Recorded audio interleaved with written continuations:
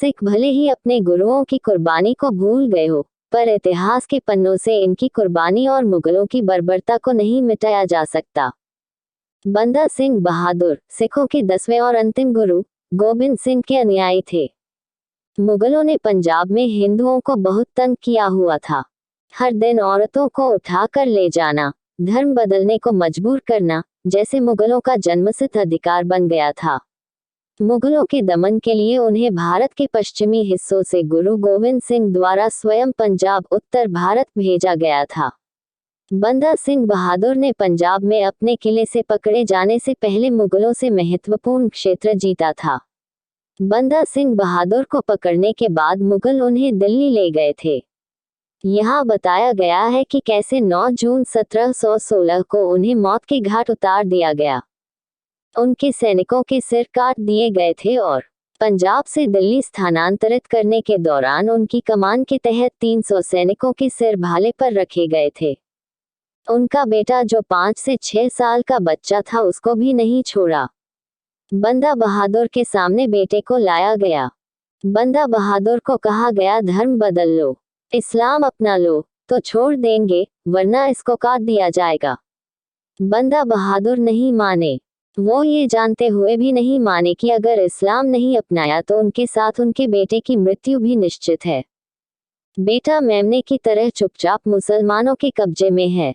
बंदा बहादुर ने एक पल सोचा, अपने लिए या देश के लिए, और फिर अपने उन 300 वफादार सैनिकों के सिर पर नजर घुमाई जिनको मुस्लिम सैनिक भाले की नोक पर लटकाए हुए खड़े थे।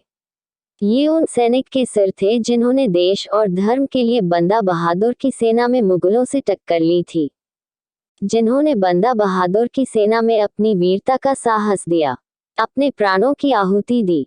बंदा सिंह बहादुर ने तुरंत एक कड़ा निर्णय लिया, देश ही नहीं बचेगा तो मैं जीकर क्या करूंगा।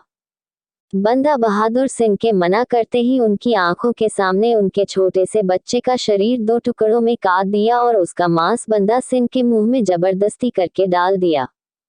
क्या बंदा सिंह बहादुर का मनोबल तोड़ने के लिए मुगलों ने उनके अपने बच्चे को उन्हीं के सामने मारकर उसका मांस उनके मुंह में डाला। पर यह मुगल क्या जानते थे कि बंदा बहादुर की देशभक्ति के आगे कुछ नहीं है। उन्हें पता था कि यदि वह अपने प्राणों को बचाने के लिए मुस्लिम बन भी जाएंगे तो क्या वह अपनी जनता को इन जालिम मुस्लिमों से बचा पाएंगे। सवाल यहाँ केवल अपने प्राण बचाने का नहीं था, यहाँ तो देश के साथ साथ अपने धर्म को भी बचाना था, और यह धर्म तभी बचेगा जब प्राणों की आहुति दी जाएगी। बंदा बहादुर जानते थे कि उनके ना कहते ही उन पर और जुल्म किए जाएंगे। तभी एक आवाज उन्होंने सुनी, बताओ इस्लाम कबूलते हो। ये सुनते ही बंदा बहादुर सिंह के शरीर में एक बिजली के कट के समान जोश भर गया। उन्होंने पूरी ताकत से कहा नहीं। वो मुगल लाल गरम चिमटी लाए और बंदा बहादुर सिंह के शरीर में जगह जगह घोंप दी। मांस जलने की बदबू आने लगी। उनका मांस लाल गर्म चिमटों से जलाने की वजह से फट गया। उन्हें यकीन था कि लाल गरम चिमटी से जब उनके शरीर में जगह जगह दाग आ जाएगा तो बंदा बहादुर सिंह अपने आप इस्लाम धर्म कबूल कर लेंगे। धुआं उठने लगा। वहां खड़े लोगों का मांस जलने की बदबू की वजह से सांस लेना मुश्किल हो गया।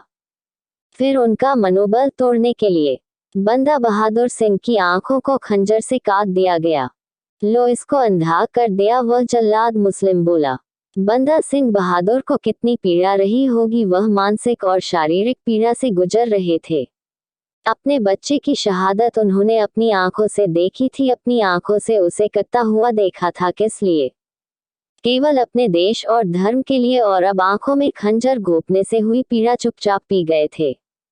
चाहे आदमी कितना भी मजबूत हो, दर्द तो होता ही है।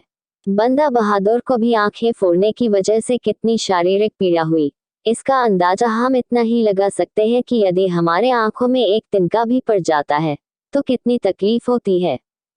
उन्होंने अपने देश के लिए, अपने धर्म के लिए अपनी आंखें कुर्बान कर दी। उफ तक नहीं निकला, क्योंकि बंदा बहादुर जानते थे कि मुस्लिम हिंदुओं का मनोबल तोड़ने के लिए उन पर इतना जुल्म कर रहे हैं, और वह हिंदुओं का मनोबल बनाए रखना चाहते थे।